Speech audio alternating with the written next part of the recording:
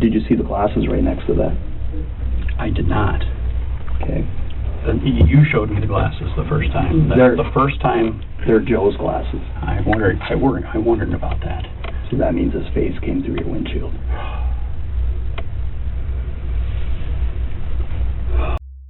This is Jason Ravnsborg, then South Dakota's Attorney General and the state's chief law enforcement officer. His car struck and killed pedestrian Joe Boever outside Highmore on September 12, 2020. Ravnsborg said he never saw what he hit and believed it was a deer. In the first interview, detectives found an object he could not identify, broken glasses inside his car. Now they know whose glasses they were. This follow-up interview tests 3 parts of his first version: the windshield, the shoulder, and his phone activity during the drive. What we want to do is we want to go over everything again with you. You know, as we've gathered more information. Yep. You know, when we spoke with you, that was early. Yeah, you were really about the first person we spoke with.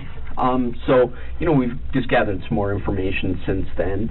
So we want to kind of figure all that out. And again, no criminal charges have been filed against you. You're free to go at any time you want to. If you want to stop talking, you're free to leave. You can just get up and walk out. If you don't want to answer any of our questions, you just let us know that. This is a completely voluntary interview. So, all right. You've been really cooperative.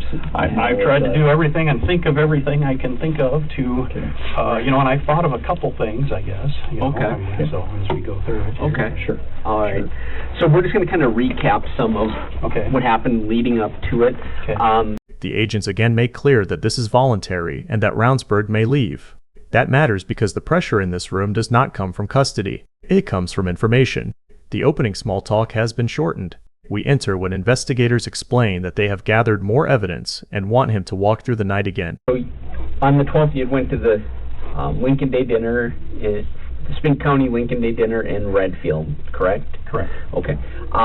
That day, or like on the 11th, leading up to the 12th, what kind of sleep did you get? Do you remember? I actually got a lot of sleep. Okay. Because you know, some media reports where I went from Pierre to Rapid, that's actually was not my schedule. I was actually coming from Louisiana. We'd been down there for an event with the Attorney General of Louisiana, and I flew into Rapid City and went to an event there, a Lincoln Day dinner in Pennington County. That's the Rapid City's town, the county, to familiarize you. And what day was that you flew into Rapid? 11th. Okay. So the night before Friday. And I went to the event, and I got home about 1:15 in the morning. But I slept in till 9:30, 10:30 in the morning. I had an event that I'd been invited to in Sisseton, South Dakota, and I just told them, you know, I can't make it. You know, it's too much to do that and go all the way to Sisseton, which is in our northeast corner. I'm familiar with South Dakota geography, so I'm oversimplifying maybe, but it's in the northeast corner. That would have taken 4 hours from Pierre at least, you know, and the event was at noon, so that means that I had to leave at 7:30, 8 o'clock, and I just couldn't do that. So my day was 9:30, 10:30. I remember I got up, I slept in, and then I was around my office and the house until about 3 o'clock when I left to go to Redfield. So I think I had very adequate sleep. I didn't do anything vigorous. You know, I didn't bale hay as I used to do as a kid, you know, or something, or strenuous. So how much sleep do you normally get on average in a day? On a normal day, you know, 7, 8 hours. I mean, 6, 7, 8 hours, you know, depending on the day. You know. But what time do you normally get up in the morning then? 7-ish. You know, I'm usually at the office by 8-ish. You know, depends on my day and schedule. Obviously, my schedule changes dramatically. You know, and the maps out and such, and depending on where you got to go. But I would say that is a normal day, and then I leave. You know, I try to stay till 5-ish. You know, at least, and then obviously depending on what work we've got and such. You know, and obviously things are a little different now with COVID.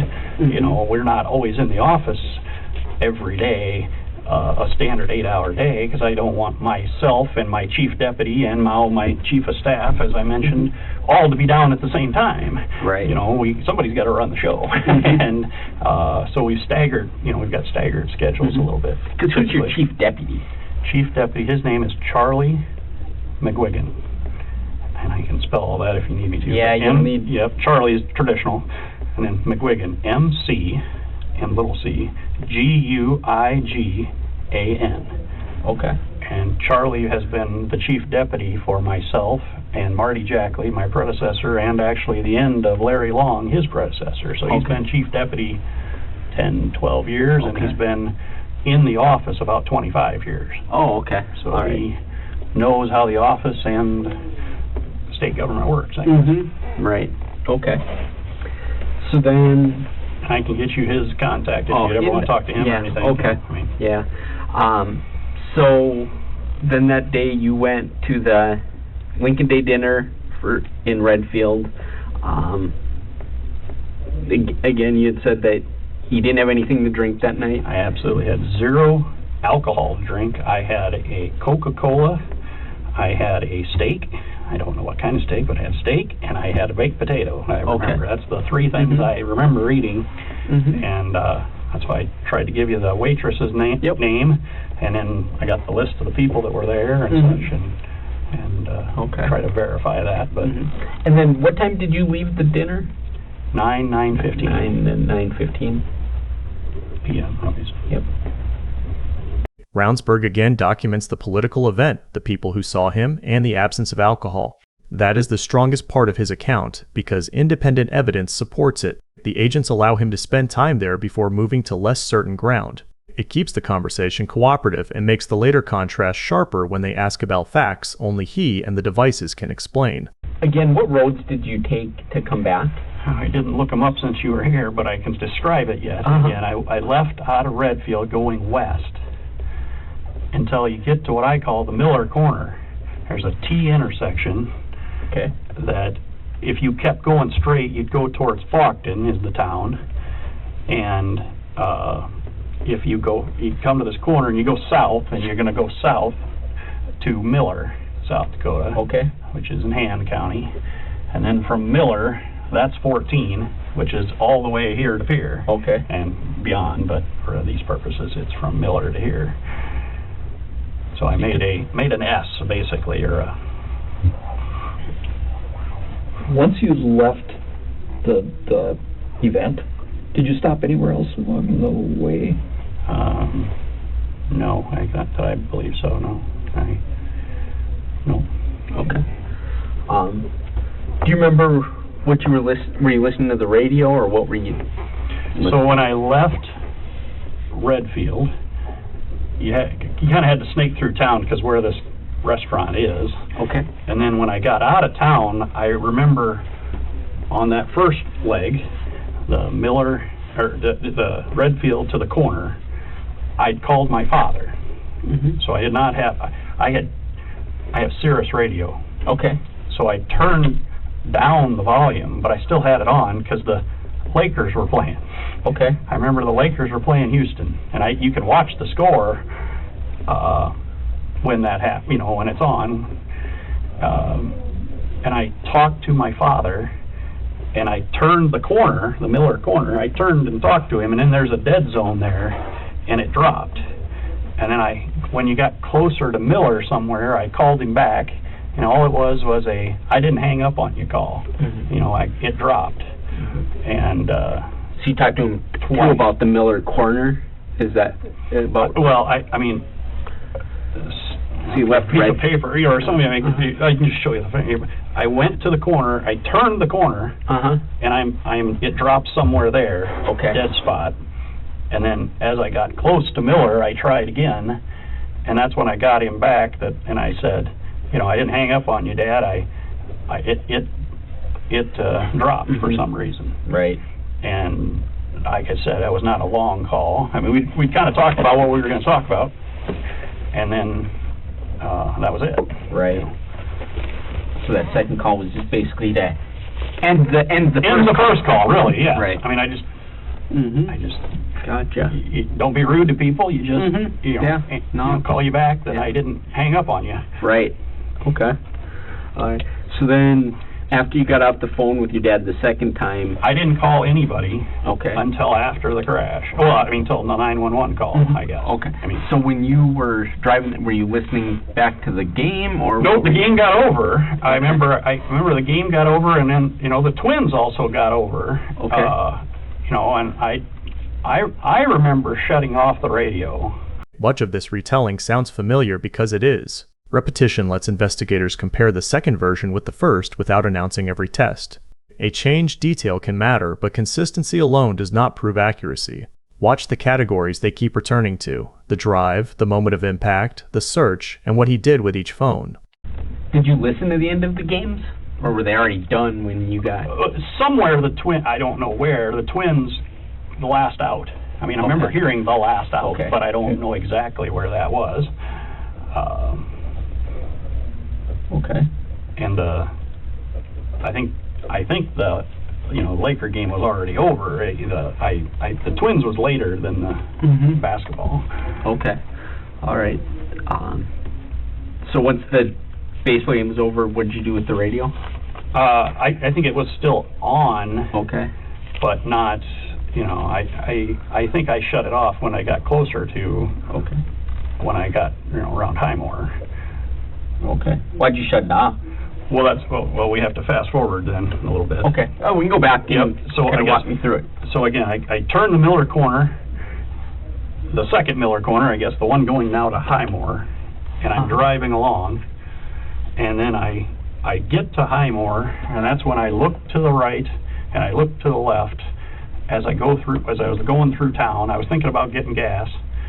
In the one station to the south or to the left, there was a guy, and I remember his car was pointing back east, and he had his in the gas pump, and it looked closed though. And I'm like, okay. So I looked at the north station, and there was 3 or 4 high school kids there, and I just looked at that side, and it looked closed too. So I said, well, I'll just keep going. And then around there, that's when I believe I shut the radio off, and I believe that happened, shortly before the accident. My intention at the time was to think about we've got a couple very big cases going on, and I was going to shut that off and think about those cases is what I intended to do. Quiet time. Okay. All right.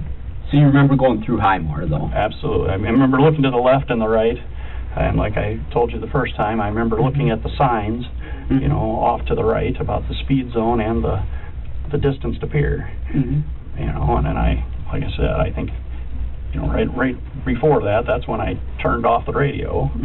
And if I've been thinking about it, what was I doing exactly? But I think I looked down at the speedometer, because I traditionally put it on cruise. Okay. Not always, but a lot of the times. And I know I never got going very fast because I never locked it into cruise. Okay. And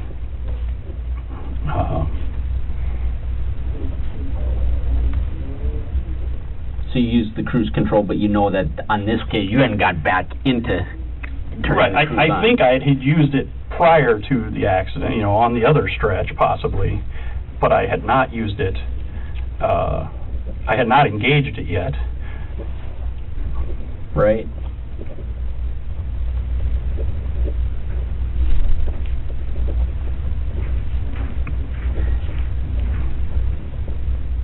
Are those roads that you take from Pier to Redfield, are those all 65 mile per hour zones? I believe so, except for the towns, of course. Or except for, and sometimes I don't go that way. Uh-huh. I don't know if that matters. You can go another way. You can go to Miller, go out of Miller, and then go up to Redfield. Okay. I didn't do that this time. Do you have any idea what you would have been setting your cruise at when you were going? Right around 65, Okay. 65, 67. Okay.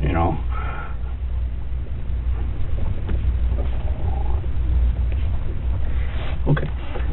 but didn't have the, do you I remember? never go more than 4 over, Okay. ever, anywhere in the, anymore.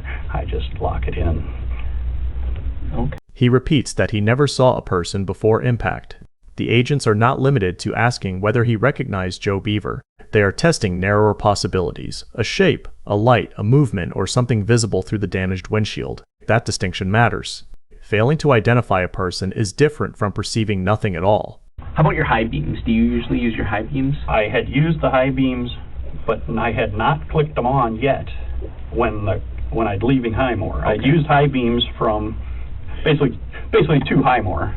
I mean, I shut them down when we went through Miller and, of course, in Redfield. I would say I used my high beams appropriately. I used them on the road, but I did not have them up yet coming out of Highmore.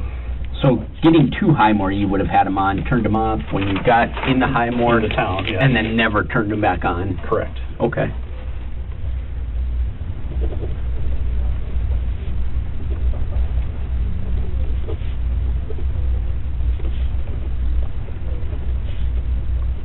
So as you're going through Highmore, what else do you remember besides looking at the gas stations? They look closed, then what? Just it was a dark night. I mean, that's what I remember. I vividly remember I can see those people, at the gas pump, and such, and around the station and such, but that's it. Okay. Nothing else sticks out, I guess. Okay. And then what do you remember happening next? Well, I guess when you say next, I mean, it was a hit. Yep. And I did not punch the brakes. My military training, you don't punch. I've always been taught you don't punch the brakes because then you could spin. Okay. So I tapped the brakes 3 or 4 times, trying to control the vehicle and shake as you got to the side of the road, and brought it to control as best I could to safely get to the side of the road. Okay. I then, obviously, there were some expletives and, like what happened, and I put it in park, and I do believe now, because quite frankly, Arnie, you made me remember when I showed you the picture, I did put the flashers on, because at first I just sat there for a minute going, what happened? And I hit the flashers, and I got out of the car, and I kind of just shook my head a little bit and looked around, and, and I then dialed 911. And I thought I was at Highmore, but I didn't want to tell the 911 I was at the wrong town. Right. So I walked towards town, talking with the 911 person who said, to the best of my recollection, obviously you guys can listen to that, but it said something to the effect of, hello, 911, this is the Attorney General. I am about a mile west of Highmore, I believe. I've hit something in the road, and I believe it was a deer. And the only reason I believe it was a deer, because that's what it's season. I just think I didn't see anything, but I believe that that's what happens in, this time of year. And then I said, she goes, who is this? And I said, I need some assistance. I said that somewhere in the call. And she says, who is this? And I think I gave my name, Jason Ravnsborg, versus title. And then I said, yes, I am near Highmore, because I could see the sign, and that What sign could you see? the green town sign, I guess. I don't know what you call them officially. Right. So town sign. Yeah, that would- I mean, and I had walked back. How far from where your vehicle stopped to where you walked do you think you walked? I You can walked. estimate. I know you don't know exactly. Yeah, I mean, I walked. Well, there's the one piece of my car that I saw on the shoulder right off the road. Is that larger? The larger piece. Yep. I walked past that. Okay. Westbound past that, right? No, Or eastbound. I'm sorry. Eastbound, Yep. Yep, I'm going east at this Okay. point. And then she said something to the effect, the sheriff was the only one on duty, and that he would be out soon. And I said that would be fine, or something, okay. And then I hung up, and clicked from there over to my camera or my phone flashlight and started looking for the deer, which I thought in the ditch at that point, and I walked the whole length back to my car. The questions now slow down around the scene search. Which direction did he walk? Which ditch did he scan? When was his phone light on? These are not decorative details. Investigators can compare the route with debris, the body, and the flashlight recovered near Joe. The more precise the route becomes, the fewer unseen areas remain available as an explanation. And then I remember taking a photo, the one I gave you, of the car, and then that's when the sheriff pulled up. So how close do you think you got to the city sign, or the town sign? A few steps past that, you know, I don't know, 5 steps maybe past that big chunk. Okay. So just, Ish. you were real close to that chunk. Right. Okay. Because I thought, obviously, the animal would be close to that, with a collision point somewhere in there, and looked around there and then walked back. But so you walked past the piece of... I walked past the piece of vehicle, east Okay. towards Highmore. Yes. Okay.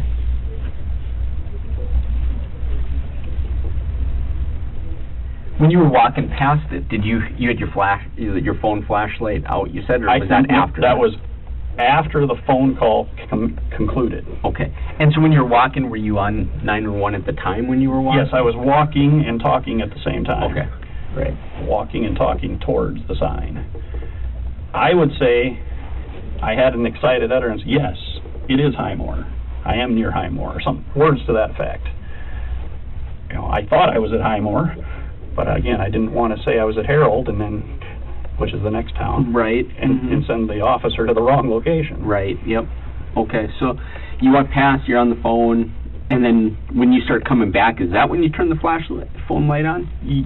Yeah, within, you know, I hung up, or she hung up, I don't remember who hung up, and then I turned the light on soon thereafter. Okay. I don't know, you know, how soon. Right. Okay. And then you walked back towards your vehicle? I walked towards the vehicle, and like I said, I took a picture, and then that's when the sheriff pulled up. The sheriff pulls up, and he says, you know, what happened? And I said, well, I think I hit a deer. And so the sheriff looked at, so I'm at the front corner taking that picture, and he walks up beside me, and he's looking at the car also. Okay. And he says something to the effect, well, at least it didn't hit the side window, you know, my passenger side window. Right. He saw what other damage was there. Okay. And then he kind of looked the car over, I would say, and then he looked at, and I told him that, you know, that I tried to brake and got it over as best I could, and then he looked at the car, and he looked back at the wreckage, I would say, and such, and then he said, well, grab your license, no, not your license, grab your registration and your insurance and meet me back at the car. So I then walked back to the car, and when I get in the car, well, no, I had to get in my car to get those 2 items. And where were those items at? My registration's always above my visor. It has a mirror, so you drop down the mirror, so you always have the registration there. And then the insurance was in the glove compartment, which at this point had been ajar. Okay. It had opened up based on the collision. I guess the one thing I remember that I told you at the beginning, I remembered something. My airbags did not deploy. Right. It looked like from photos, and I think that's my car that Kelloland put out there, but you know, we couldn't see it exactly, but it looked like the airbags had deployed then. So they did not deploy from the crash, I guess. You know. Right. And so I guess I haven't seen my car since, so I don't know. Right. Just telling you. Okay. Go back to the car. He says, well, he writes down, he takes those 2 items and he writes me out the red ticket, which I gave you a picture of. Sure did. And And then he said, well, where do you live? Or where were you at? He asked me where I was at. I said, well, I'm in Redfield. I went to a political event and a Republican event over there, and he goes, well, you're not running this year, are you, already? And I says, no, but you're Attorney General, you're always running. You know, you're always, you know, out seeing the people, and I think that's what you got to do. Your extra pen, please. Sure. Mine went dead. Oh. Sorry. And, you know, get out and find out what their concerns are and talk with them, and that's what you should do as a elected person. And he said something to the effect that, you know, he loved his job, but he doesn't like the politics of it. And okay, I didn't really say much to that, I guess. And then he said, well, where do you live? Well, I started describing exactly where I lived. I think he meant, from what he said later, you know, that he just wanted to know what town I lived in.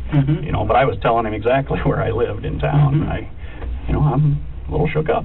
And he goes to the effect of, well, I can either take you there, or you can drive, but it'll be an hour for a tow truck. We talked about a tow truck. And I said, so I was confused. I says, well, we just talked about a tow truck, but you said I can drive. I do think the car is drivable. I mean, the motor runs and, you know, and everything, but is it safe to drive? I was just, this was cloudy of my why is, and he says, no, you can I'll take you to my house and I'll give you my car and you can drive, or I can take you back.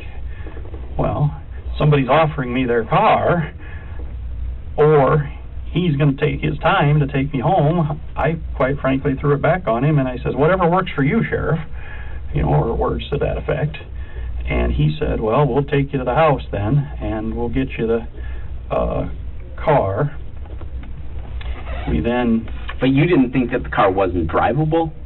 I thought the car, motor-wise, could drive, but I didn't know how safe it was with the windshield action. Right. Okay. I didn't test it out. Obviously, I got it to the side the best I could, but I guess I was deferring to the sheriff at that point. Okay. And he then takes me to his house. Real quick before we get to that. So, the sheriff, you looked at the damage to the vehicle. Did the sheriff, while you were present, did he look at all for anything that you would have hit? Well, I know he looked at the car itself, and I know he looked at the wreckage, and I believe he was looking in the ditch. Okay. I didn't watch him exactly go back to his car, but I was, finding the registration, the insurance, looking around, and I looked back at him, and I thought I'd seen him once, glance in the ditch and such. But right by where the cars were, though. The cars were. He didn't. Well, did you see him walk down the highway at all, like looking in the ditch?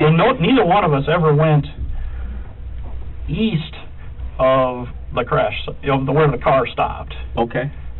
We never went east of it. I mean, I took the picture, and that's when I stopped and then kind of deferred to him. So the only time you had walked east was to find out if you were by Highmore. Oh, sorry, I said it backwards now. Yep. I didn't walk west of the car further. Okay. I didn't walk any farther west than I'd come to the front of the car and taken that picture. I did not walk west of the car.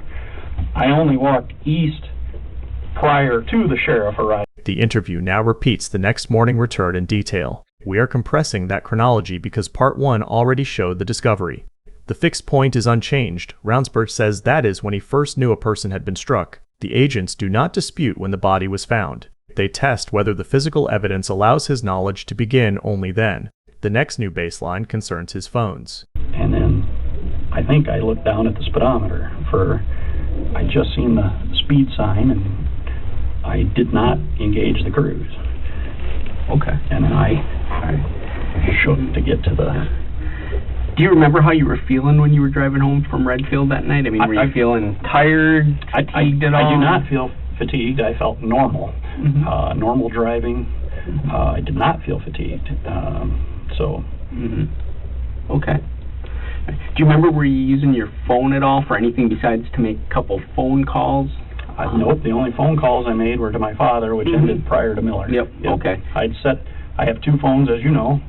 One was on the passenger seat, and the other one was on my console, and I did not, use them, then. Okay. I do not have the phone in my hands when the crash happened. I had, my hands on the wheel and looking at the speedometer. Okay. As best I can relate that. So your phones, to unlock them, do you use mine? I can use a code or my thumb. I think my kids can actually use a facial recognition thing. They hold it in front of their face. Right. How are yours set up?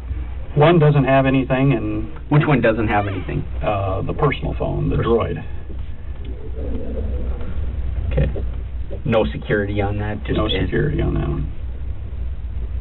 Okay, and how about your work phone? You have to punch a code in. That's the one.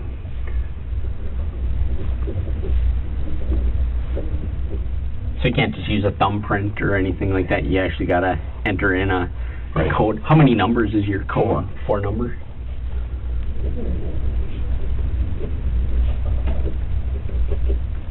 Okay. But you don't remember using your phone for anything other than phone calls? Or to your dad that night on the way home? Right, yeah. Okay. Here is the phone baseline. Asked broadly about the drive, Ravnsborg says the only use he remembers is calling his father. The agents know they have downloaded both devices, but they do not reveal the records yet. A broad answer is valuable because it cannot be tailored to one application or one timestamp. Once the baseline is clear, they begin asking how his accounts and applications work. And I know some people have trouble seeing stars and stuff at night, and I was just curious if you experienced any of that stuff. No.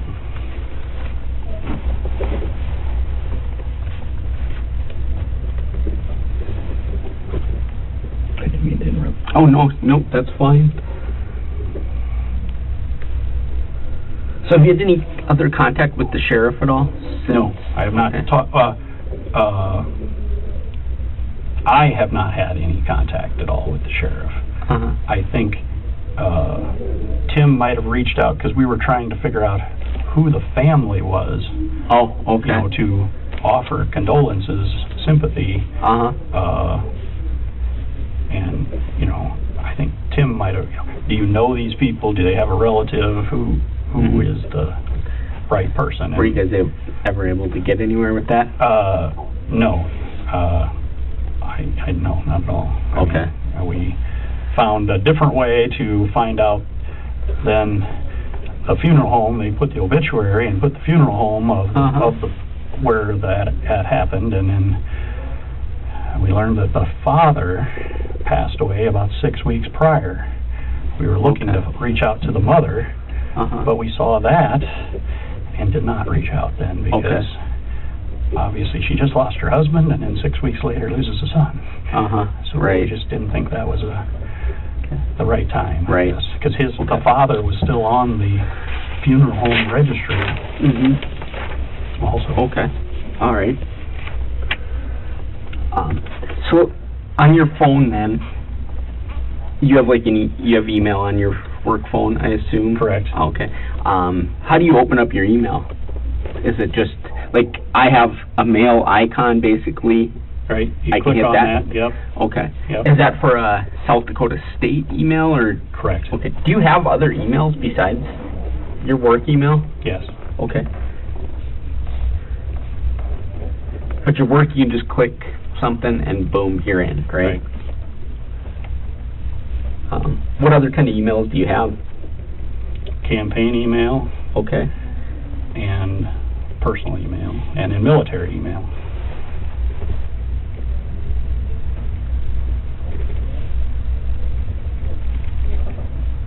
Okay, so the campaign email, what would that, is that like a Gmail, a Yahoo mail? Yahoo mail. Okay, that's Yahoo. And how about your personal? It's also Yahoo, different one. Okay. Military, what's that? Is that like a... It's a mil. .us or whatever? That's your name, Okay. .mil at mail.mil or something, yeah. Okay. And you had both phones with you when you went to Correct. the dinner, and then you had them both when you came home, right? Correct. Okay.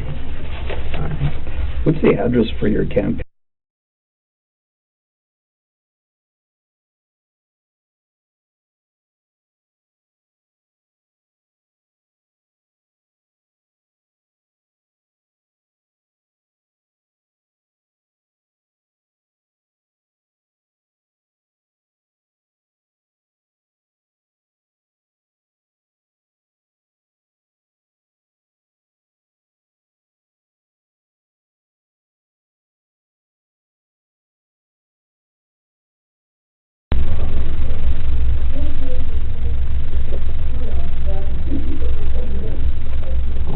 Do you have any Google Mail accounts? Any Gmails? Yes, so it's more campaign related again, Okay, so but you have- it's the same.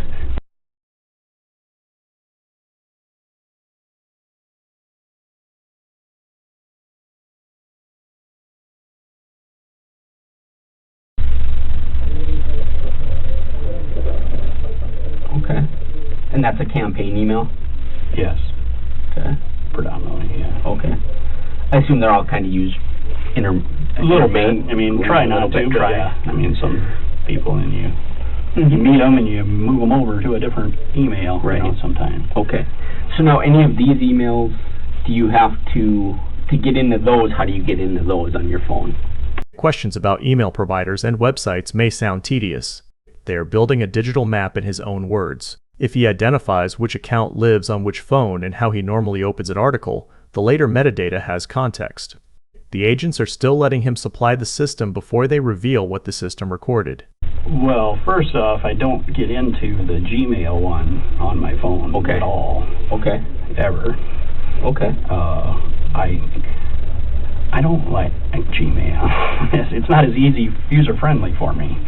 And then the other one, you have to go on to the internet, I guess. Okay. So you actually have to go in to click on Safari or whatever, go into Yahoo, Right. and then sign in. Right. Okay. And then my military email, quite frankly, I just ever use that on my laptop that they've given me, Okay. because it's complicated. It's got long passwords and stuff you gotta enter in every time to, Do you have to VPN at all yeah, with your laptop? yeah. Okay.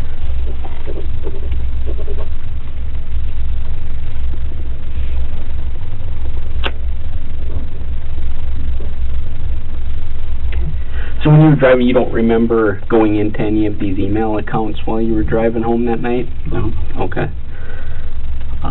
Are there any websites that you do frequently use, that you frequent on your phone? Well, when I'm around my house or around, Uh-huh. a building, maybe you check out the news and such, I mean, I try to use my laptop and or, personal, Mhm. personal computers, laptops, desktops, stuff like that, Mhm. predominantly. Mm-hmm. I use them once in a while. Do you have any certain sites you check the news on? Particularly, any favorites or common ones? Well, now with political season, I actually look at Fox, CNN, and MSNBC. I look at the three big networks, I guess I call it. That would be what I traditionally look at, I guess. Okay. How about any of the local newspapers? Do you do those online then?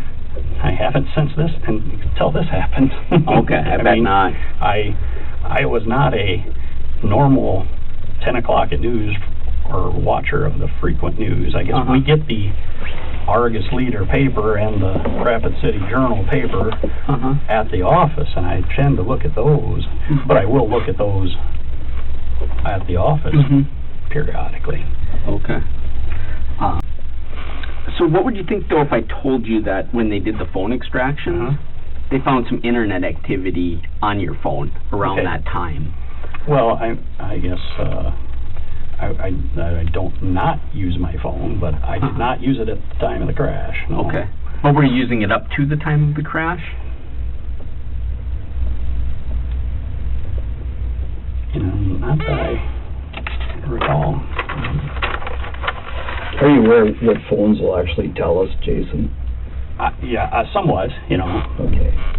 So they're pretty straightforward. Right, okay. And there isn't any manipulation that you can do with it. Right. I didn't do anything to them, or... Yeah. So, right. No. Right, and we didn't either. Right. Yeah. That's what I'm trying to say. Right. And it's like... The best I can recall is that the one phone was on my, on the seat, and I never touched that one. That's one the is that? Droid. That's the one they said they couldn't get the information off of and would have to mail to New Jersey. Uh-huh. Mm-hmm. And it slammed into the wheel well, is what I remember.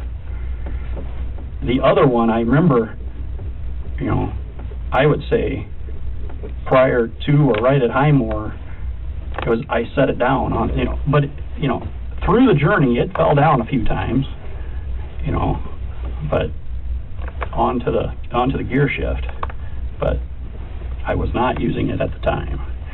I know that. Okay. So you set it down about when you got to Highmore? Yeah, around Highmore, the console, there's a little console. I set it on top, and I know I had both plugged in, you know, both were charging. Yeah, but it would slip down, and I'd pick it up, and, you know. So what were you doing with it before you got to Highmore, if you set it down at Highmore? I looked at the time and such. I know I do that.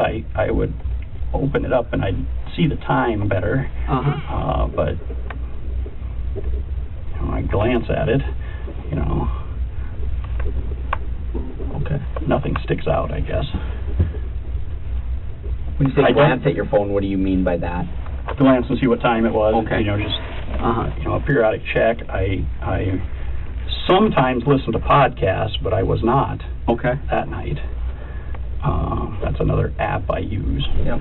Sometimes, but I will play it and it sits down. Right.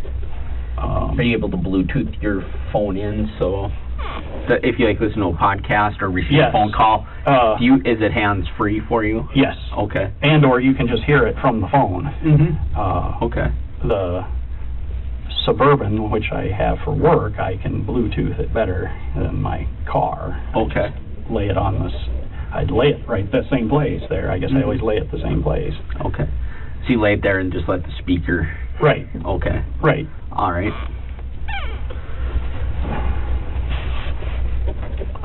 So were you using your phone, besides for the phone call to your dad, which we know, I mean, that's... Right. Were you using your phone at all for any other activities on that drive home that night?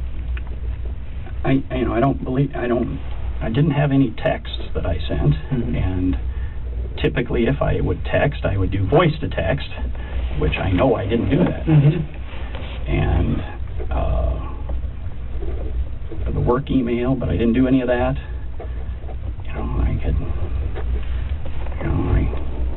guess that's what I remember. Okay. You don't remember signing into a Gmail account, though?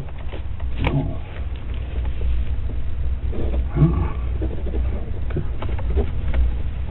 Guess it's just always hard to get to where you need to go. That one's a hard one to get to? Right. Okay. Yeah. But you do have 2 Yahoo Yes. accounts. Do you remember signing into either of those? Because when you go in and you want to go on your Yahoo account, do you have to actually manually enter in your username and password, or are they do they autofill? They autofill. Okay. Yeah. So you'd have to go in and then click sign in. They would be there, and then probably another sign in thing or whatever. Is that correct? Correct, yes. Okay. Do you remember being on either of those? I guess it's possible that I could have checked those, yeah. Okay. All right. Now the agents say they found activity around the relevant time, but they keep the description vague. The answer changes shape. Instead of a simple denial, Ravnsborg says he does use his phone, while continuing to deny using it at the crash. That distinction may be true at the exact instant, but it is narrower than the original question about the drive as a whole. Before we continue, I want to thank today's sponsor, Big Country. If you've ever wanted to leave the noise behind, restore an old homestead, and build a life of your own in the American heartland, this game is made for you. Big Country is a premium 2D farming RPG where you grow crops, care for animals, improve your ranch, and become part of a small country community. But it's not just about planting seeds and waiting for harvest. Every day brings new choices: what to grow, where to invest, which neighbors to help, and what kind of homestead you want to build. As the seasons change, you'll complete local contracts, attend county events, build friendships, and slowly transform a modest piece of land into a ranch you can be proud of. With its handcrafted pixel art world, touch-friendly controls, American country atmosphere, and original country-inspired soundtrack, Big Country brings the heartland farming experience to your iPhone. Big Country is available now on the App Store for a one-time purchase of $9.99 with no ads and no microtransactions. Download Big Country using the link in the description and start building your place in the heartland today. Thanks again to Big Country for sponsoring today's video. Now, let's get back to the video. Do you ever go on the Dakota Free Press? Yes. What is that? That's a blog. Okay. That's a blog here, politics, yes. Oh, it's a political blog? Yeah. Okay. And then there's another one then, Dakota War College. Okay. Also a blog. All right. I guess you see what the headlines are more than anything, yes. How about Real Clear Politics? Okay, yes. Okay, what's that one? Politics, and it has a whole bunch of stories and stuff Okay. of the day, but that's more national politics, yeah. Oh, okay. All right. So that's more of a national site, not where I assume Dakota Free Press is a South Dakota political blog? Yes. Okay. How about what's Just the News? Just the News. No, I don't recognize that one. Okay. All right. Have you ever read the article Riding the Dragon? It's a documentary about Joe Biden. It's not familiar to me, I Okay. guess. All right.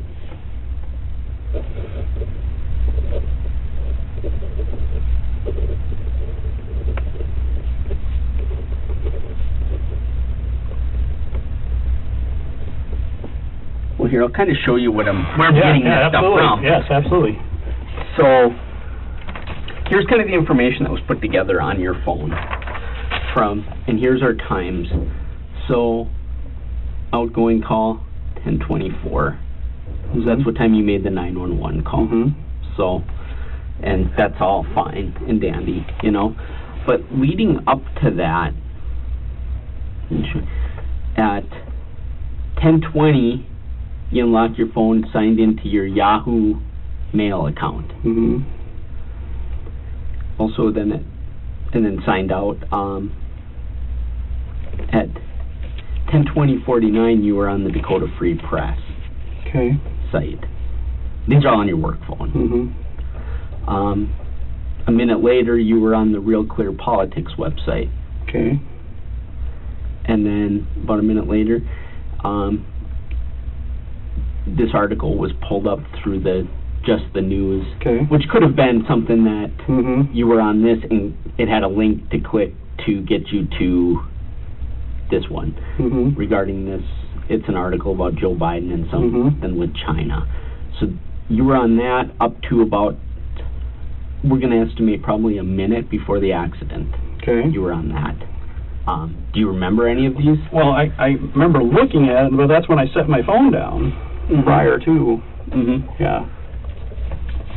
The agents become specific, the phone was unlocked, an email account was accessed, and a political article was opened minutes before the 911 call. Official findings later confirmed that both phones were locked at the moment of impact. So, the careful conclusion is not that a phone was in his hand during the collision. The pressure comes from the earlier categorical denial of activity during the drive. Because then, like I said, we're looking at a minute to 2 minutes before you call 911. Right.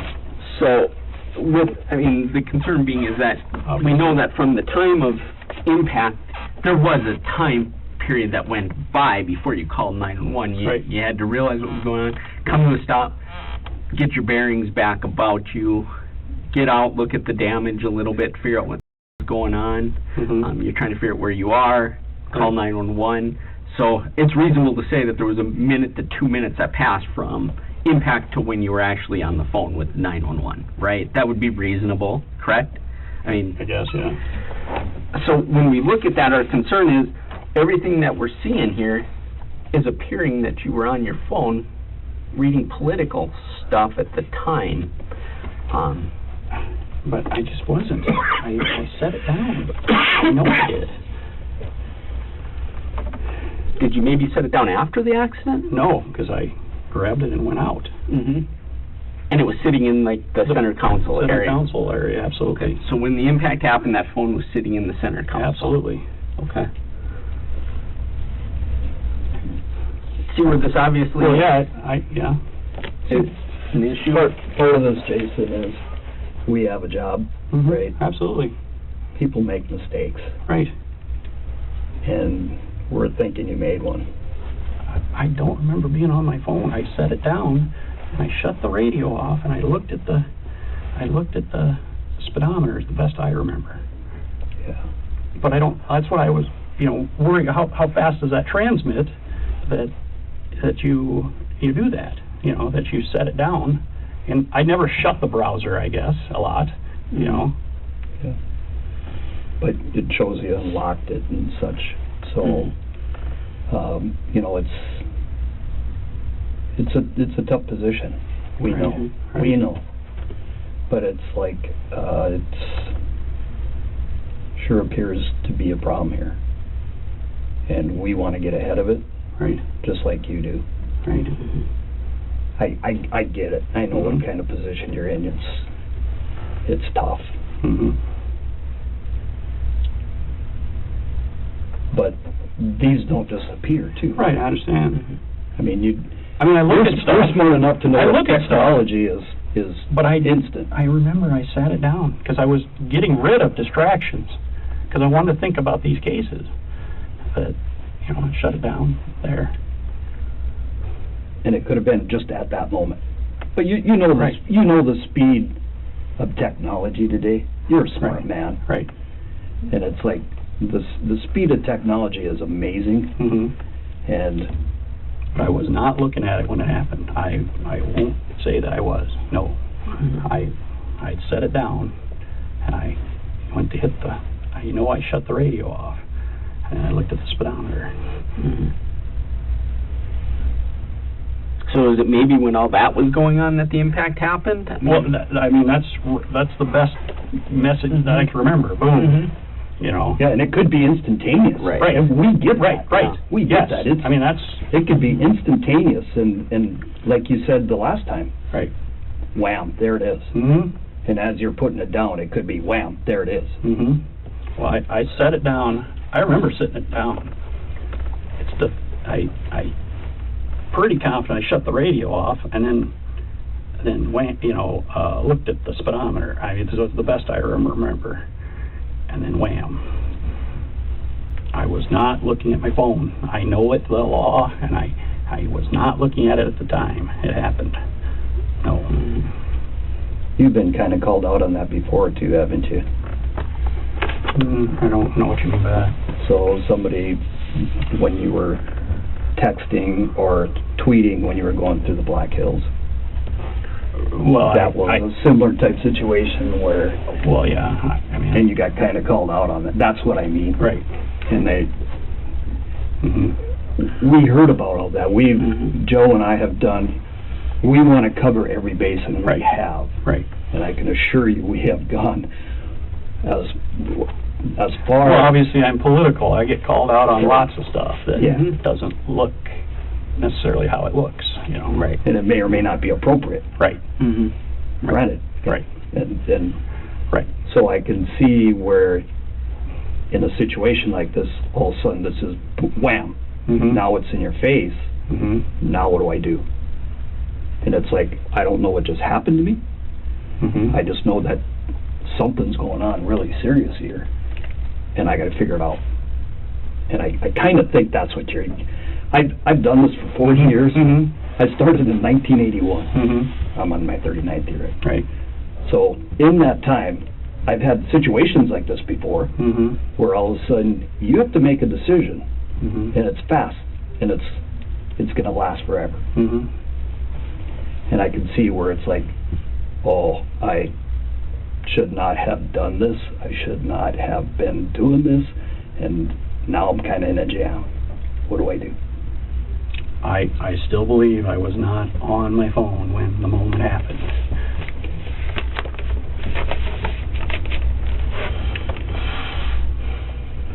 But like, I laid it down. but you agree that it could have been at that moment that you were putting it down. I still believe I put the phone down and reached to shut the radio off. You know, now, was that 10 seconds, 5 seconds, 20 seconds? I don't know. But, wham. It's close relation, I guess. Yeah, it's really close. Right. But I was not doing it at the time of the impact. I set that phone down. I know I did. Do you remember reading that article at all? No. It's basically about Joe Biden. I looked at it as well. Okay. Because when we get these, Right. Jason, we can go look at what you're looking at. Right, yeah. And it's about, Yeah, about some conspiracy with Joe Biden in China. In China. Who knows? I didn't read. I guess I would say I glance at headlines a lot. Sure. I don't read articles when I'm driving. Right. And it probably glance was an at the intriguing headline. I mean, I would guess. Right.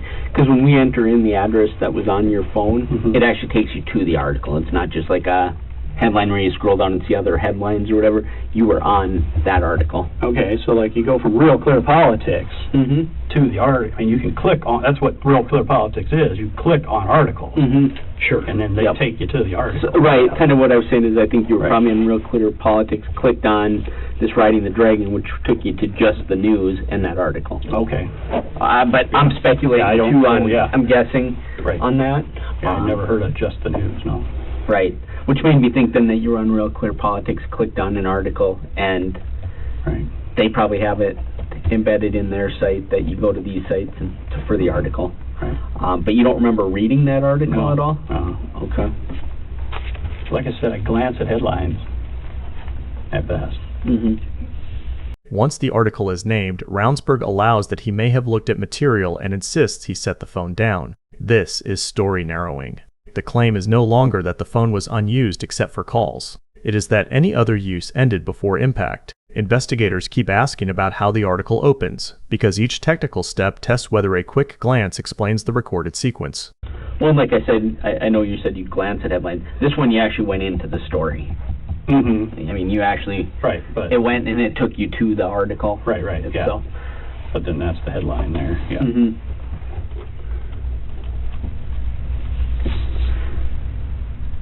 So, My recollection is I'm getting rid of distractions because I'm going to think about those two cases. I know those cases. I'm setting it down, shutting it off. So that part of, like we were just talking about, Jason, and the part that you had told us in our last interview where it was, I didn't see what I hit until the impact. Mm-hmm. Well, I never saw. That's your quote. Okay. So in Okay. light of that, that would make sense. That right there would make sense. You're putting it down, wham, and then your head's up. It's like I just hit something. Again, Does that sound logical? Well, I'm getting rid of distractions, and I look, like I said, I remember my hand, for that radio, and then to the speedometer is what I believe happened.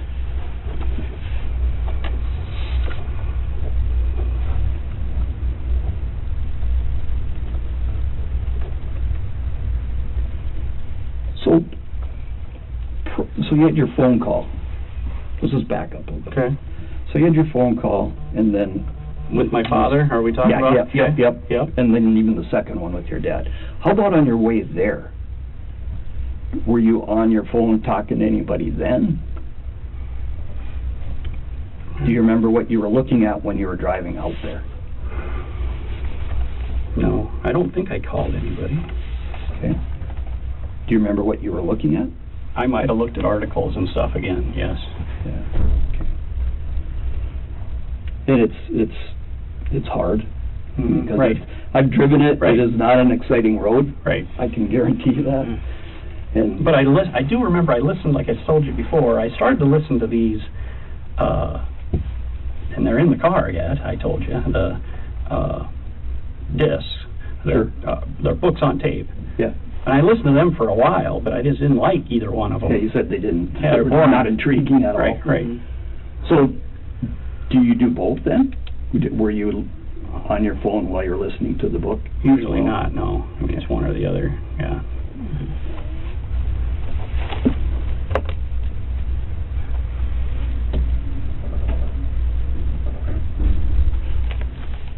How much time did you spend looking for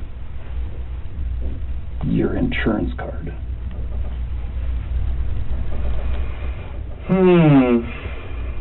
The insurance card took a little longer. I mean, the other was right there. And then, because I remember I looked at it, and then it was not the right one. It's like the year behind. Sure. You know, and I looked at it, and that wasn't right. And I looked at it a little while longer, and I took it back to the sheriff. And then I said, I don't got the right one, you know. I mean, I think as he was writing it out, and he said, nobody's got the right one. Usually I got about 5 of them in the car. He said something to that effect. Sure. You know, And that was on the visor, the other was in the glove box? the glove box, yes. Did you have to take things out of the Yes, glove box? I had to move stuff around, yes, Okay. yes. Did you notice anything on the passenger side while you were doing that? Just glass. I mean, I was staying away from the glass, I guess. Okay. I mean, I didn't spend a lot of time. So, when you're doing that, are you leaning over the console? Yes, or are you... from the driver's door, leaning over, yes. Okay. So you can kind of see in the glove box, and which And is already like I said, popped open. It's already popped open, yes. Okay. Yes.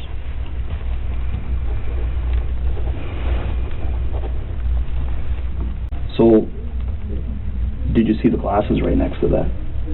I did not. Okay.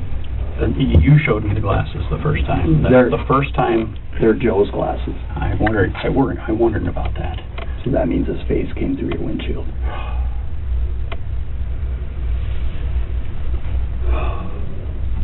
It's a tough thing. Oh. I was thinking that his face did not come through because there would have been I thought there'd been blood everywhere then. Now, you know, after I've thought about it. Yeah, and then you've had time. Right. His glasses are right there, Jason. Those are Joe's. I did not see the glass until you showed it to me. Sure. Oh. So the only way for them to get there is through the windshield. At the impact, did you look over and see anything? I did not see any. I mean, it was. Again, I then was looking to get it to the side. I did not see anything. No, absolutely not. You know, not. It shattered, and I probably cringed or something. But I was just trying to get it to the side. I did not see him. I did not know there was a human until the next day. Okay, so No. when the glasses are in there, it's like his lenses, and we have a witness. We've talked to witnesses that actually had seen him out there as well. I did not fact- see those glasses in until fact- you showed it. Yeah, and so we know they're Joe's. Okay, and I know that doesn't help you feel any better, Oh, no. and I know you feel bad about this, Jason. Oh, yeah, absolutely. But No matter what happened, somebody Right. died. yeah, Absolutely. so I mean, you have to look at it from our absolutely. our side of it. We're Mhm. just trying to find Mhm. the facts. We know what we know, and we're explaining it, you know, as best as we can. We know certain things. We know those are his glasses. They were on his head because they were seen on his head. They ended up in your car. I never saw him until Okay. you showed him to me. Okay. I never saw. This is the reveal Part 1 was building toward. The agents say the broken glasses belonged to Joe Boever. That removes the idea that they were an old pair belonging to the driver. Investigators then state their inference. Joe's face came through the windshield carrying the glasses into the cabin. Ravnsborg questions that conclusion and maintains that he never saw him. The object does not prove conscious recognition, but it sharply changes the physical story. One of the other things that we know, Jason, is you weren't in the middle of the road. You were on the shoulder. And I know it happens fast, because it's happened to me. We have 3 people putting him next to the grass. So we knew something was happening. I mean, you're a smart man. You know, Joe and I have done this job a long time. We know what the evidence is going to show us, what the evidence does show us. I don't remember. I remember being in the road, but you know, I guess you'll show me what the evidence shows. The agents now connect the windshield to the road position. Ravnsborg had said he believed he remained on the roadway. Investigators say the impact evidence places the vehicle on the shoulder. The later South Dakota Supreme Court opinion agreed that the forensic evidence put the vehicle outside its lane of travel.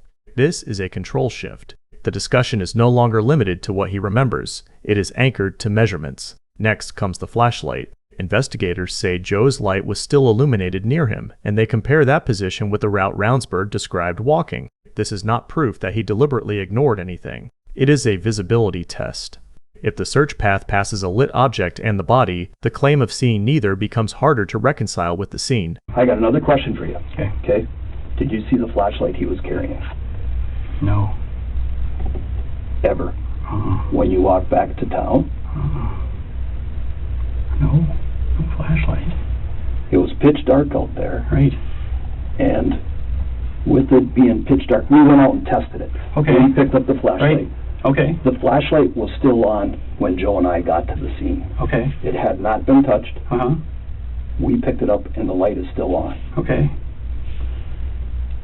We talked to a witness that had just seen the light, had seen him walking with the light. Okay. After the crash, did you see that light in the dark? Because it's pitch dark. If there's something glowing, right, it would make sense for you to see it. Right. I did not see any light, no. Are you certain? I am absolutely certain. Just because, Jason, we went out there another night with that flashlight recently and put it back in the same spot it was in, with it back on, and it's hard to miss. I mean, it truly is hard to miss when you're out there, especially if you're walking back towards Highmore. Right. And we walked on both sides of the highway to give. Yeah. We wanted to give you the benefit of the doubt. No, absolutely. We wanted to give you the benefit of the doubt because we knew you walked towards Highmore. Yes. So on your way back, we walked on both the south side and the north side, and that flashlight was like a beacon. I don't know if I turned around at the wrong spot then or what. I don't know. I did not see a flashlight. I didn't see him in the face, no. I did not. I did not. I did not know it was a man until the next day. So where were you looking when you were walking back towards Highmore? Did it establish that you were by Highmore? Well, I guess I was looking, that direction. I mean, to the right, I was looking to look at the green Highmore sign. Mm-hmm. I'm walking and looking to try and see that sign to make sure that's the... And then I turn around, and I'm looking into the ditch. So I don't know exactly where I turned around and saw him. I didn't see him. I did not see him. So it was 400 and some steps from your car towards Highmore. Okay. You had to walk by him. I might have walked by him, but I didn't see him. But you also had to walk by the light. That's the really confusing part. Again, the light's still on. And the flashlight's lit up and glowing. Yeah, it's not in the grass deep. I mean, it's on the very edge of the grass. So I mean, it's like right on the edge of the grass. There's a couple blades of grass here, but this is all. I don't know where I don't know where my steps were. I turned around. I did not see that. Listen carefully to the correction. Ravnsborg says he turned around and saw him, then immediately says he did not see him. Investigators isolate the first wording because it conflicts with his repeated account. The correction must be included too. A verbal slip is not a confession, but it gives detectives a precise phrase to test against everything else he has said. So we also walked back to the Highmore sign to see how close you have to get to see it. Okay. And I have 2015 and 2020, so I have pretty good vision. Right. And you had to go by.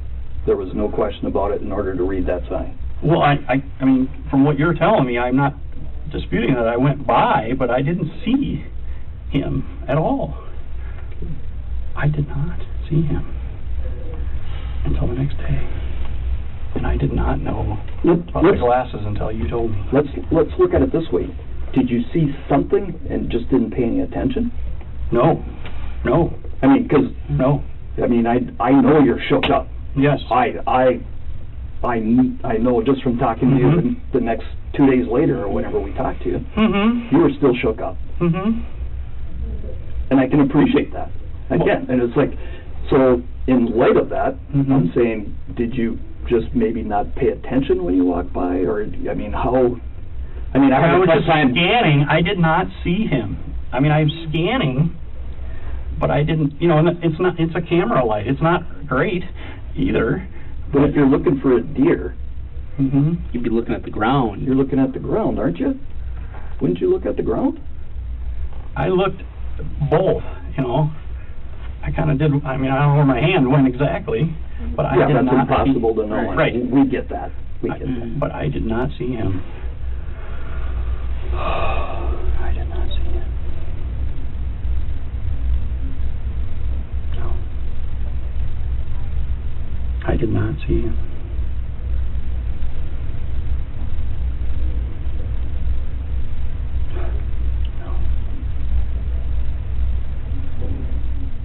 I don't know what else to tell you. I didn't. You know what, Jason? If I'd have an easier time believing this. He still had clothes on, because he had. I saw him in the blue next shirt. Yeah, a dark shirt. And and jeans. But I didn't look. We didn't look at him real close the next morning either. You know, when I saw him, when I found him the next morning. I did not see him that night. No, I did not.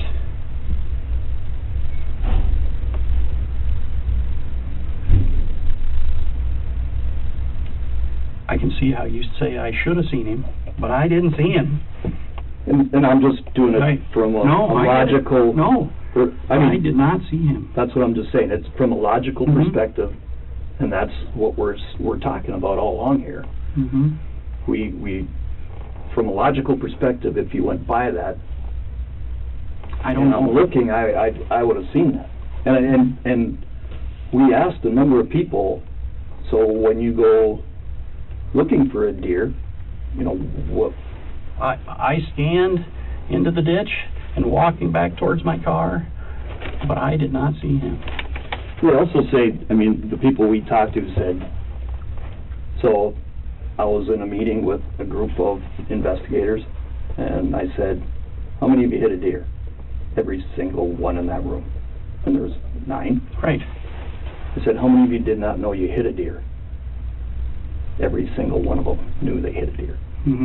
So that's why I think the phone part came. That explains that part. That kind of explains that part of it. The part of him laying on the side of the road. But then the next morning, we found him at 9:30. People had gone by, and they didn't see him either. Yeah, you know? and we saw that. Right. Joe and I saw that. Right. But you know what? At this stage, the interview becomes repetitive by design. The agents cycle through the same evidence from different directions: face through the windshield, glasses in the cabin, vehicle on the shoulder, flashlight still on. They are not adding a new accusation each time. They are checking whether any single explanation can account for all 4 facts without changing the earlier timeline. We are compressing that cycle and rejoin when they test one word from his earliest account. I would say I'd describe it as tunnel vision. I mean, I was now trying to try to get over and stop. I did not look. I did not know it was a man until the next day. So so your initial statement where you said I hit something because I didn't know what it was, but I'm assuming it's a deer. So assuming. I didn't know what I hit until impact. That's a quote. Okay. What does that tell you? Upon impact, I knew what I hit. Okay. Say that again, if you would. I did not know what I hit until impact. That's your quote. To me, that means once you hit it, you did know what you hit. I did not know until the next day. I did not know. Later, the agents focus on another small word. Ravnsborg says he did not know what he hit until impact. They point out that until can imply a change at that moment. He says he meant only that he had no warning beforehand. This is semantic pressure. It cannot establish perception on its own, but it exposes how much the case now turns on the boundary between before, during, and after impact. But it's like, we know that you look down, and we know you're on your phone. At some point, we know you're telling us you're putting it down. Absolutely. Turning off the radio. Yes. All those things. Yes, because I'm getting rid of distractions, not adding to them or having distractions.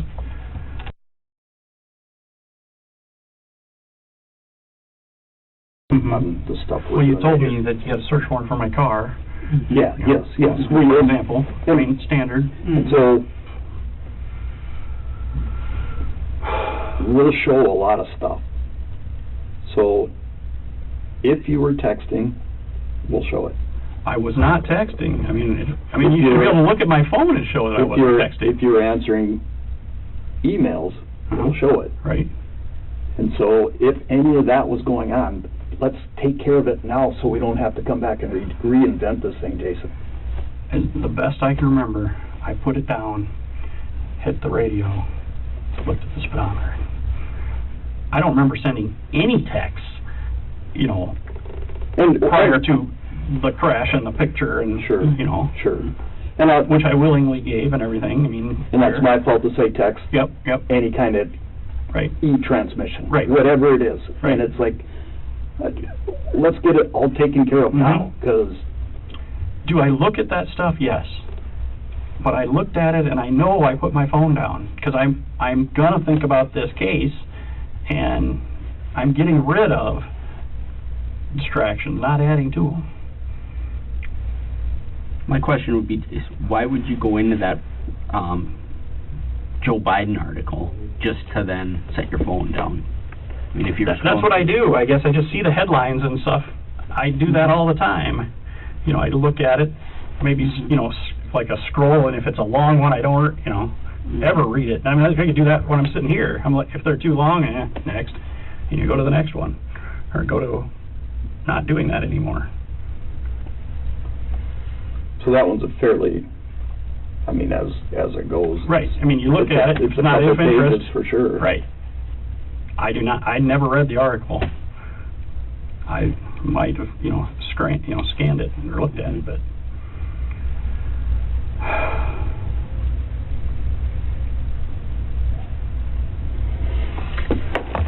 so where do we go from here? How long till? Well, we're still gathering stuff. I mean, we wanted to get you up to speed. We wanted to.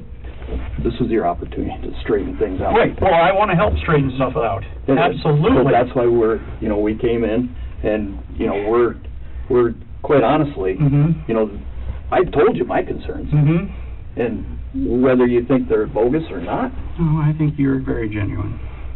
It's going to be a hard thing to get past. That's right. So if there's...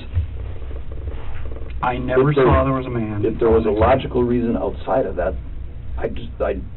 we just need to know. We need to know. Let's get this thing behind us. I thought I was in the road. I never saw him. I never saw him. Until the next day, when I found him. I don't know what else I can help try and straighten out for you. Okay. The agents return to the phone because it produces the clearest documented change. Ravnsborg first denied non-call use, then acknowledged that he looked at material after specific metadata was disclosed. In 2024, the South Dakota Supreme Court addressed that sequence directly. The court found that his evolving explanation involved actual dishonesty and misrepresentation. That is a judicial finding about his statements, not a diagnosis by this documentary. So Jason, trying to figure out what our other options are to help you out with this too, So if you were to take a polygraph, on this, how would you do? I would pass, except for I've asked my guys how that would work, because I thought of, can I take a polygraph? And I'm a polygraph examiner myself. And so. well, they told me the only concern would be, now you know it, versus you didn't know it at the time. Mm-hmm. And I believe what I believe, you know, that I did not see him or anything else, but then they said, well, now you know that it was a man, even though at the time you didn't. Right. And it could fluctuate. But I believe, and I will, you know, if that's what I got to do, you know, I believe with all my heart. I did not know what it was. I thought it and assumed it was a deer. And I didn't know it was him until I saw him the next day. Mm-hmm. Who'd you talk to about it? I think I talked to Tim, and then Tim asked the DCI folks. Oh, okay. Like Tyler is our guy, is the agent here. Yep. Mm-hmm. I think he's the one that went out and secured the scene right away and such. He's our agent here, and Yep. Mm-hmm. I think he gives polygraphs. We can obviously give polygraphs just like you Yep. folks probably Sure. do when you hire new agents and such. Mm-hmm. You know, I've never taken a polygraph or anything. I was curious because I'm very familiar with most of your examiners. Yep. You know, I mean, I so think it was more curiosity. I think than Tim talked to Tyler. Is Okay. Who talked to. Mm-hmm. You know, I believe. You know, I thought I hit a deer. You know, I didn't know what I hit, but I thought I hit a deer because that's the only thing that made sense. Why would you think a man is walking down the side of a road in dark? Right. Did you talk to anybody else about any aspects of investigation? I guess. Like crime scene investigators? No. You said you mentioned it to Tim about that. Right. How about phone forensics, any of that kind of stuff? Well, I asked your guy a little bit. Mm-hmm. You know, Cassidy. Yep. You know how it would work, and then he was explaining because, of course, you know how it is a transmit and such, and I told him about that On My Way app on that phone because it tracks. If you use it, then you don't get the points and such. But I didn't want it to be transmitting, and then that be held against me, or how it slams into the, you know, into the wheel well and such. Sure, yeah. Mm-hmm. So talk to Cassidy about that? Yeah, well, I told him about that, I guess, and he said, okay. he says, and it doesn't like it. We put it on airplane mode, and it doesn't like that. I suppose for traveling, it's... Yeah, it didn't like the, you know, it kept beeping at them. Sure. You know. Okay. Anybody else? Did you talk to anybody else about? Can't think of anybody. Go on.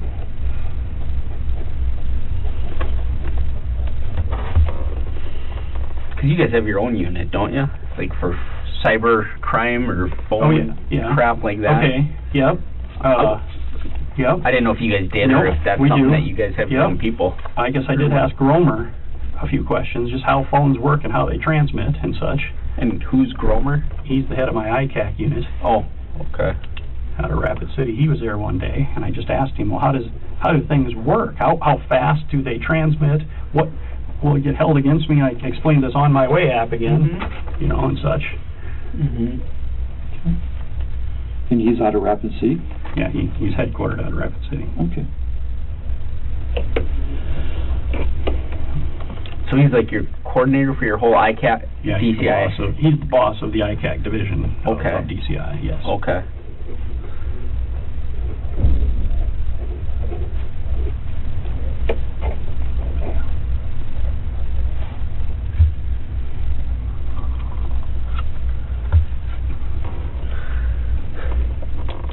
So if we arranged for a polygraph, you'd be willing to take one? Yes. Okay. Absolutely.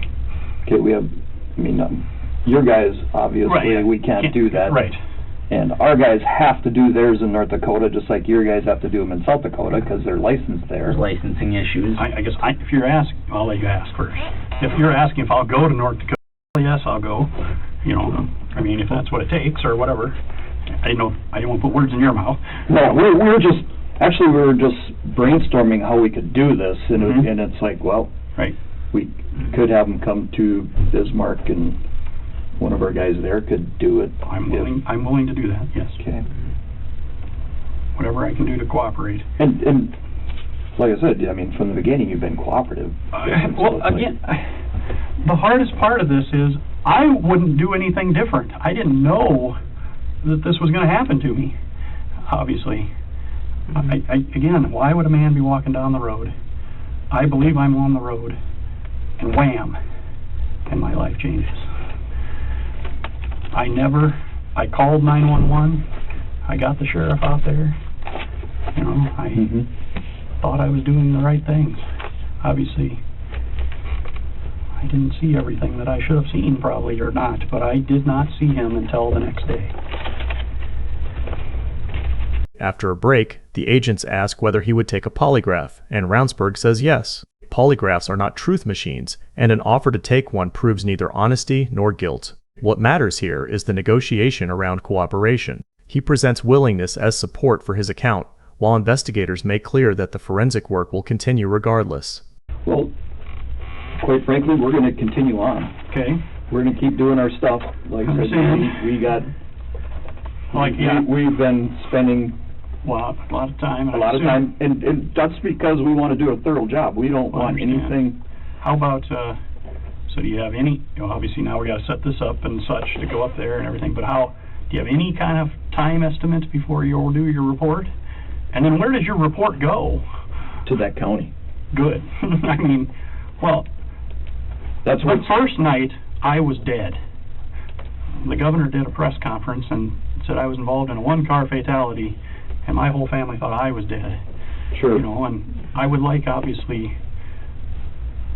a chance to know what's happening, you know, before it's on all the media. And you know, we don't I control. understand, but I didn't know you were sending it right to the governor, you know, first. We didn't.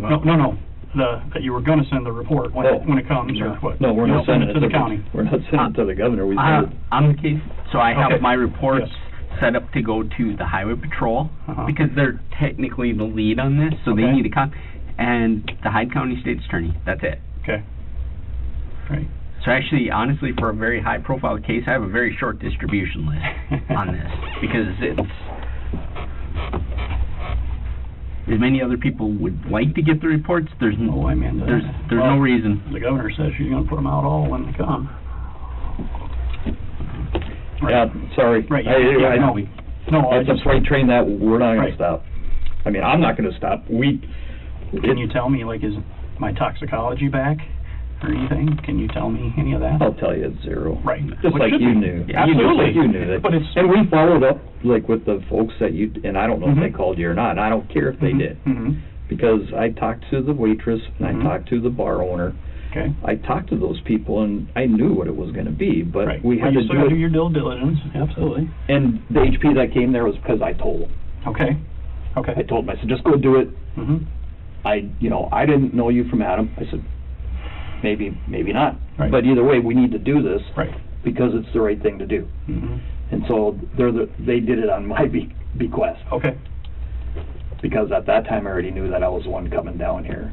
And so we're just gonna, I wanted to make sure, I mean, if you were or if you weren't, Absolutely. it was gonna, Right. you know, granted it's a little late, but Yeah. it's better than nothing. If we didn't do it, Right. then public perception would have been that you were completely annihilated out there driving. Well, you that's know, what I mean, they said anyway. Yeah. But I did not have any alcohol. How about, can you tell me if his toxicology's come back? We don't have any of that yet. Okay. They said that might be a while. yeah. Yeah, we don't have that yet. And that's out of our hands because that went to Ramsey County, Minnesota. Right. So, And how about the accident reconstructionist expert out of Wyoming? Well, they have the 3 guys working that are construction guys here, reconstruction guys here, and then they're working in conjunction with him. So that's still it's all new. Mm-hmm. This has been labor intensive, Oh, I quite bet. honestly, Absolutely. and we're honestly trying to get everything covered. And we got there. calls of, from North Dakota taxpayers of why we were paying for to do a South Dakota investigation, and, you know, we've done ones for you folks. I mean, last year Yeah. there was an auditor issue we Oh, yeah. investigated, Yeah. you know. and- It goes back and forth. Right. And Yeah. the general public doesn't know it, but how else do you maintain the integrity? Amen. So we just do it, and generally it's not advertised as widely as this is, but I think they wanted to make sure that it wasn't, I mean, as one of the cousins said, another big cover-up. Right. Oh, It's like- well, yes, I won't say anything. Yeah, so that's that. Any other questions? I have nothing. I don't have anything at this again, point, Jason. I appreciate you coming in. Just thank you for all your cooperation. Yeah. We do appreciate it. We hate to be the bearer of bad news, but it is what it is, and we look at what we're doing and what we're seeing as evidence. That's the best we can do. I did not know it was a man until the next day. I'll go to my grave saying that, and I'll happily take a polygraph. So. Okay. Alrighty. Well, All right. we'll work on that angle, and I mean, we have the prosecutor in the loop too, Okay. so we'll just keep going forward and see what we find out. Ravnsborg later entered no contest pleas to using a mobile device while driving and improper lane driving.